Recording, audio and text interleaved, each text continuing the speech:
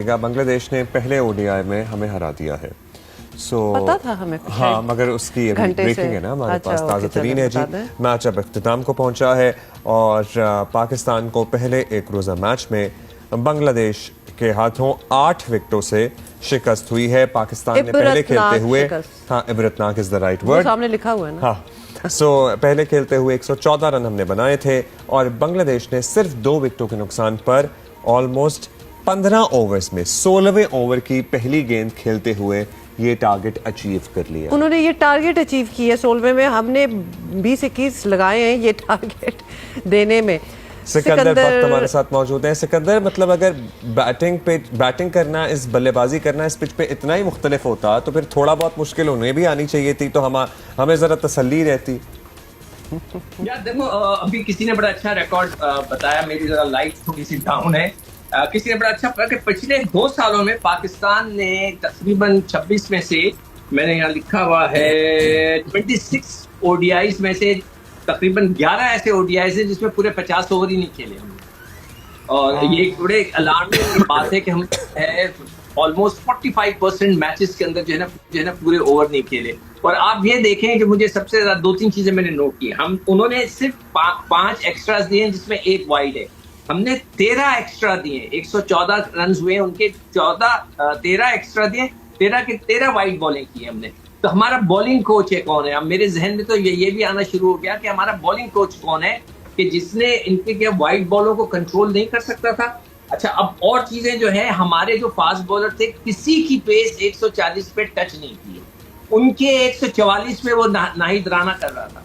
तो हमारी बॉलिंग का फर्क। और आप बॉलिंग में देख लें, शाहीन, वसीम, इब्रार, इसके अलावा कोई रेगुलर बॉलर ही नहीं हमारे पास। आगा ने 2 ओवर कराए और फहीम अशरफ ऑलराउंडर, उसने 2 ओवर कराए। तो हमारी जो टीम सिलेक्शन थी वो वेरी सॉरी टू से इतनी मजेदार नहीं थी कि हमने एक्स्ट्रा बॉलर फुल टाइम रखना चाहिए था ताकि हमें प्रेशर तो डालते, मगर जब बैटिंग में इतना बड़ा लॉस हो जाए तो फिर आप क्या कर सकते हैं? मतलब है कि आपके पास कोई जवाब ही नहीं होगा बॉलर्स के पास। अच्छा, कोई एक भी नहीं चल पाया ना सिकंदर। आप मुझे बताइए, उनके आप देख लीजिए, उन्होंने 2 विकेटों के नुकसान पर ये टारगेट अचीव भी कर लिया। ठीक है, टारगेट बहुत ही आसान था, उन्हें कोई मुश्किल भी पेश नहीं आई है। हमारे यहाँ जब ये मैं जानना चाहता हूँ कि कंडीशंस बहुत कोई मुश्किल थी, पिच बहुत मुश्किल थी, या उनके गेंदबाजों ने इतनी तबाहकुन बॉलिंग की है, या हमारे बल्लेबाजी इतने एवरेज निकल रहे थे कि उनसे खेला ही नहीं गया?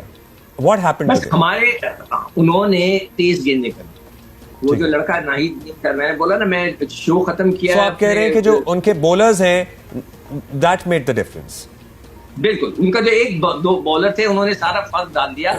और एक तो उनका जो दूसरा एक ऑफ स्पिनर था जिसका नाम है जनाब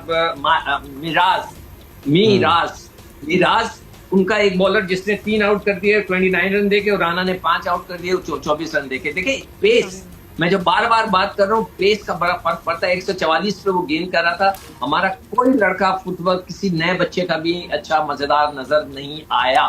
जो मैं बात कर रहा था समद का कि अब्दुल समद कौन है, तो मैंने जाके उनका पूरी लाइफ हिस्ट्री निकाली। कहीं कोई आउटस्टैंडिंग उसका कोई रिकॉर्ड नहीं है कि कहीं उसने कोई 1000 रन किए हो सीजन में। 28 साल की उम्र है उसकी और वो पाकिस्तान के लिए एज अ बैटर खेल रहा है एट नंबर 7।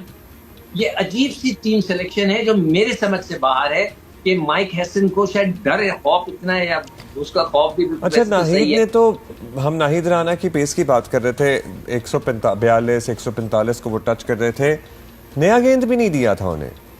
मतलब उसके बावजूद यार देखो, जो मुझे जो सबसे ज्यादा शर्मिंदगी हो रही ना इस वक्त, कि हमारी पेस अटैक दुनिया की बड़ी नामी ग्रामी हुआ करती थी हर लिहाज से। बड़े बड़े हमारे दुनिया के फास्ट बॉलर्स, अब बांग्लादेश के पास इतना तेज बॉलर आ गया जिसको हम मैच नहीं कर सकते, हम जिससे नहीं खेल रहे, यानी कि हद हो गई है हमारी जो टैलेंट है या टैलेंट। अच्छा, वैसे वो इतने तेज नहीं है जितना it is the need of the moment, मतलब आज की जरूरत ही है। somebody at 140 and 140 हम भूल गए हैं अपना। ये भी तो देखें आप कि वो तो चले तेज हैं, लेकिन हमारे बल्लेबाज को खेलना भी तो आना चाहिए 140 प्लस को।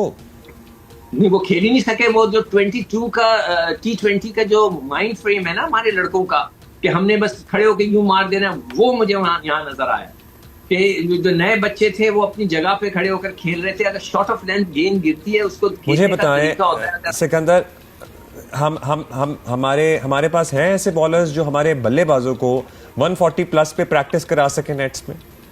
देखिए, नेट्स की प्रैक्टिस नहीं होती है। एक तो बॉलर देखने होंगे, प्लस ये कि डोमेस्टिक के अंदर जो मैचेस चल रहे हैं उसमें जाकर खेले ना। अब हम जो है T20 खत्म हो चुका है, हम T20 करा रहे हैं, यानी कि डिजास्टर है पाकिस्तान की क्रिकेट के लिए, ये डिजास्टर कि T20 वर्ल्ड कप खत्म हो गया है, अब हम T20 करा रहे हैं। यानी कि इससे बड़ी क्या मिसमैनेजमेंट हो सकती है? नकवी साहब, आप देखें, सोचें जो मैं बात कर रहा हूँ कि T20 का वर्ल्ड कप खत्म हो गया है और हमारी नेशनल T20 अब शुरू हुई है। ये आपकी जो क्रिकेट की हमारी तबाही आ रही है ना, वो ये अच्छा सिकंदर, नेक्स्ट मैच के लिए कुछ उम्मीद रखें? क्या टीम सिलेक्शन होनी चाहिए, क्या करना चाहिए तब? अब देखें, इसके बाद तो मुझे बिल्कुल भी उम्मीद नहीं है कि कोई बाहर नए बच्चे बैठे हैं वो कोई खेल सकेंगे। अब ज्यादा हारिस रऊफ को आप अंदर लेके आए, वो थोड़ी तेज गेंदें करते हैं, शॉर्ट ऑफ लेंथ गेंद करते हैं, उनको एक लेकर आए, बॉल एक फैसल अकरम को लेकर आए ताकि आपकी बॉलिंग तो तगड़ी हो। फिर बैटिंग के अंदर जो है आपके पास वही लड़के, कोई ऐसा लड़का नहीं है बाहर एक्सपीरियंस जो बैठा हुआ हो जिसको हम कहें कि जी इसको खिला दें तो हमारी बैटिंग में थोड़ा फर्क आएगा। इन्हीं लड़कों को खिलाएं, गिव देम अ चांस, देखते हैं कि अब आगे क्या होगा।